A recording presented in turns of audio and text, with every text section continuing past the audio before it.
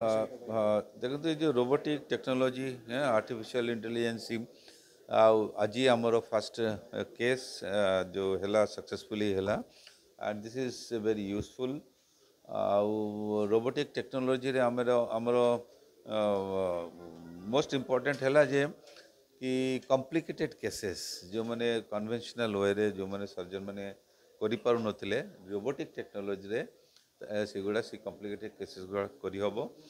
आउ तापर यही टेक्नोलॉजी यूज कले कॉम्प्लिकेशन भी कम हम पेशेंट जो मनकर कन्वेंशनल वे रे कॉम्प्लिकेशन होता सेगुड़ा भी मिनिमाइज करहब आउ मोर एक्यूरेटली ऑपरेशन पाई जो गाइडेंस सेगुड़ा मिले यही रोबोटिक टेक्नोलॉजी द्वारा सो सर्जन इजिली से माने करें कहीं कौटी प्रिसाइजली कटा हम केते कटा हम आउ डैमेज है सेटा केमिति कौन सब प्रकार माने गाइड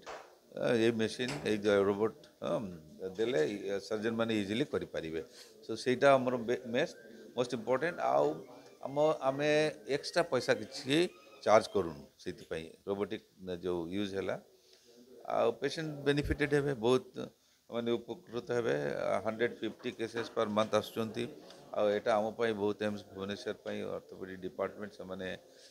जो 150 ओवरलोड अच्छा यहाँ यूज कले पेशेंट बेनिफिटेड हे कहीं कॉम्प्लिकेशन कम हम हे तो आहरी आमर यूज कले पेशेंट लोडटा टिके जल्दी क्लियर हम सो ए फास्ट केस आज देखा ऑनगोइंग केमती कौन रोबोट रे बर्तमान आमर ये रोबोटा only knee replacement by design कराई रोबोट आमर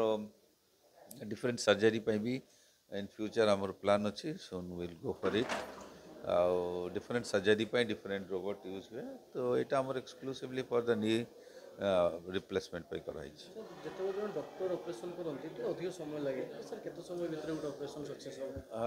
यहाँ देखु समय हुए तो कम लगे कहीं और मे बी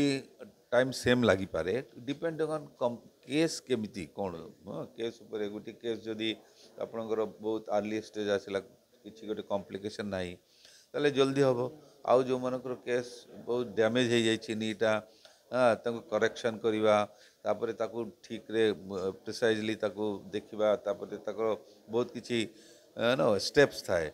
हुए तो लॉन्ग टाइम ऑपरेशन सेटा लगी पारे so depending on the case but यहाँ यूज कले पेशेंट माने बहुत बेनिफिटेड हे यहाँ आमर ओडिशा रे प्रथम गवर्नमेंट हॉस्पिटल रे यहाँ आमर आहरी आपणकर अदर स्टेट रे होची बट आमर ईस्टर्न एम्स रे आमर ईस्टर्न साइड रे आमर एम्स फास्ट